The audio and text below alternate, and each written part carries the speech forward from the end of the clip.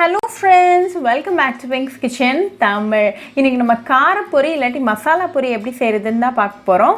இத பண்றதுக்கு நமக்கு ரொம்ப கம்மியான ingredients தான் தேவை. இது நிறைய மெத்தட்ல நம்ம பண்ணலாம். இன்னைக்கு நான் ஒரு சிம்பிளான டெலிஷியஸான மெத்தட் தான் உங்களுக்கு சொல்லி தர போறேன்.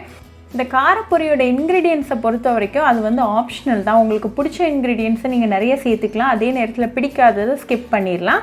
இதை வச்சு நீங்கள் வந்து உங்களுக்கு பிடிச்ச மாதிரி இந்த ரெசிபியை வந்து நீங்கள் பண்ணலாம். ஸோ அந்த ரெசிபியை பார்க்குறதுக்கு முன்னாடி இதுக்கு தேவையான பொருட்கள் என்னென்னு பார்த்துட்டு வந்துடலாம். ஒரு மிக்சிங் பவுலில் 1 கப் பொரி,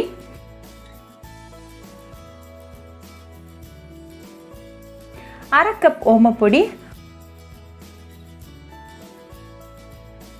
1 வெங்காயம் நல்லா பொடுசாக கட் பண்ணது, 1 பச்சை மிளகாய், உங்கள் காரத்துக்கு ஏற்றாப்புல நீங்கள் கூட்டவோ குறைக்கவோ செஞ்சுக்கலாம். கொஞ்சமாக கொத்தமல்லி இலைகள் நல்லா சாப் பண்ணி சேர்த்துக்கோங்க.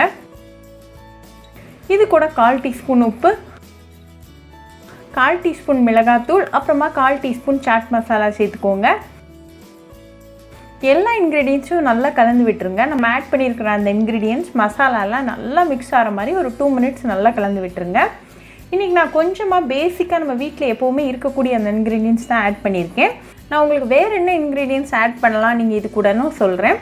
வேக வச்ச வேர்க்கடலை, தக்காளி சாப் பண்ணது, மாங்காய் குட்டி குட்டியாக சாப் பண்ணது, அப்புறமா வெள்ளரிக்காய் சின்ன சின்னதாக கட் பண்ணி சேர்த்துக்கலாம். கூடவே நீங்கள் வந்து துருவின கேரட் கூட சேர்த்துக்கலாம்.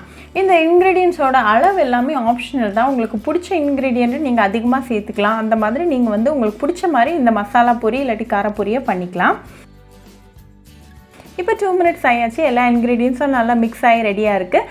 இப்போ நமக்கு சுவையான காரப்பொரி இல்லாட்டி மசாலா பொரி ரெடியாக இருக்குது. இதை கொஞ்சமாக எலுமிச்சம்பழம் வச்சு சர்வ் பண்ணி உங்கள் ஃபேமிலி அண்ட் ஃப்ரெண்ட்ஸ் கூட என்ஜாய் பண்ணுங்கள்.